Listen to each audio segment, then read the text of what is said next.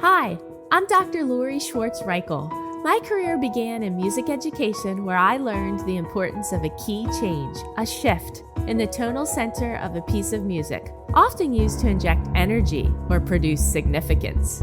Eventually, I realized the impact of making key changes in all areas of my life and the desire to help others do the same. Making key changes can be difficult.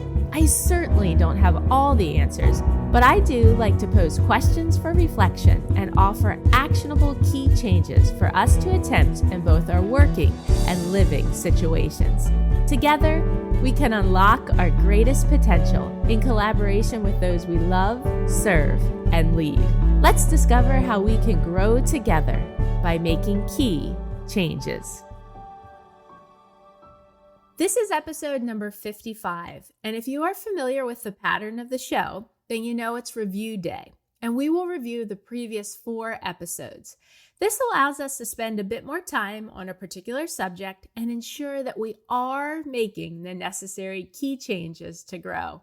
An opportunity for review rarely happens with adult learning. When learners of any age are encouraged to revisit a topic of interest or need, it helps reinforce the concepts and provides additional avenues for reflection and growth. In episodes number 51 through number 54, we discuss consistency, routines, burnout, and redirection. We discovered that changing our mindset or behavior can help us to grow. If you have not listened to any of these episodes yet, go back and listen to them in their entirety. They are each about 10 minutes long. In episode number 51, titled Consistency is Key, we discussed the 3 fundamental pillars of personal and professional development. They are consistency, accountability, and growth. We outlined key changes we can make to be more consistent throughout the year with our desired goals. This included key change number 1, to start small, then crescendo. I retold the story of the tortoise and the hare, where we learned to focus on one area or goal at a time and then increase our intensity. Key change number 2 was to create a routine by setting specific goals. Consistency thrives in routine. The more habitual it becomes, the less mental energy it takes to follow through. We considered ways to make our goals clear and measurable so we can observe progress. Key change number 3 was to track our progress and celebrate it.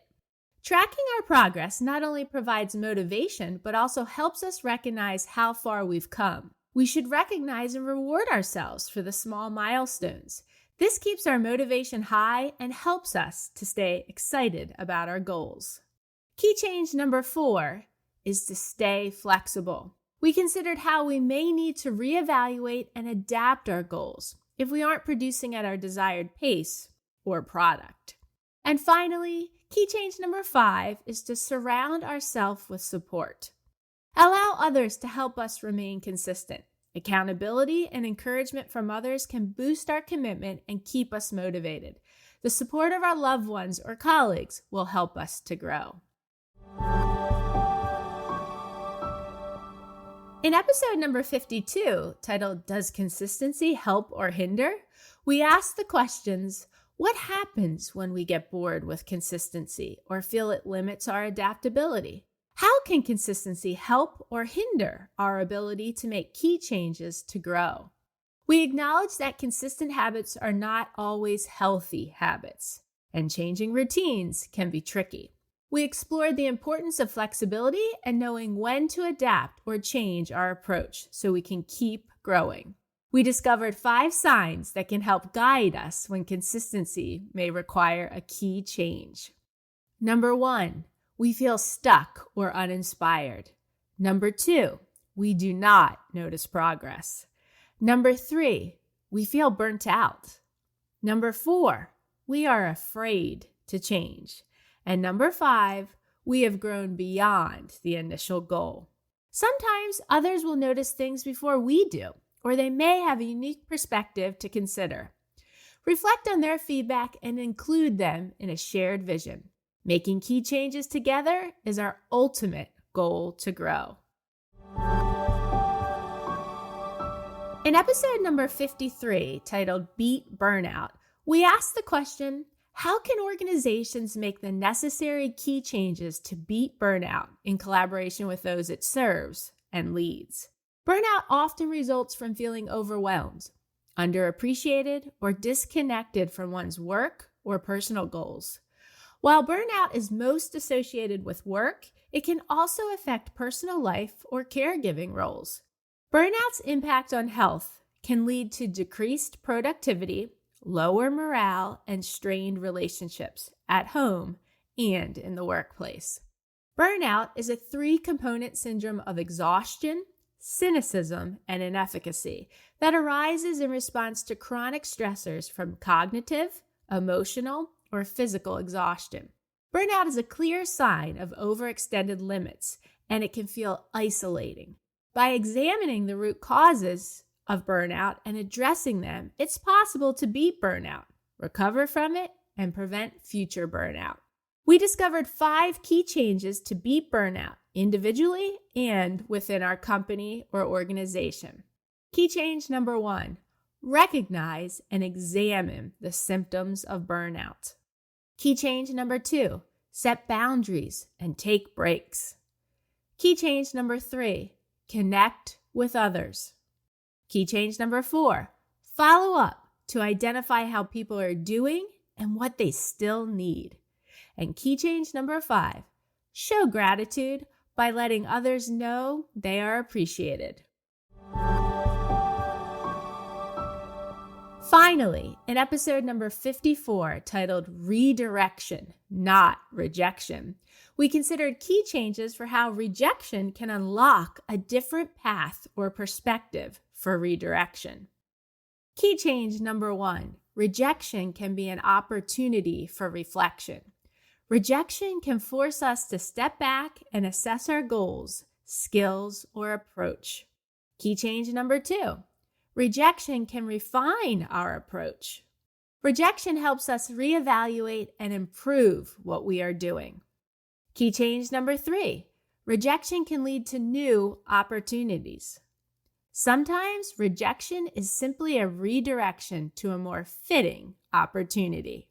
Key change number 4, rejection can offer personal growth. Rejection often pushes us out of our comfort zone by teaching resilience, patience, and persistence.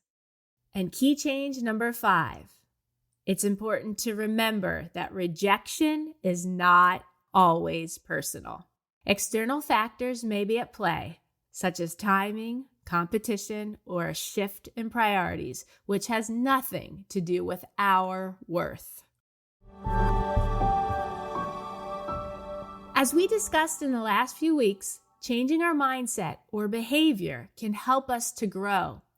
Don't be hesitant to make a key change or accept when a change is out of your control. Changing our mind or behavior may have a positive influence on us and those we love, serve, or lead. Thank you for joining me each week and helping to spread the word about this show and its content.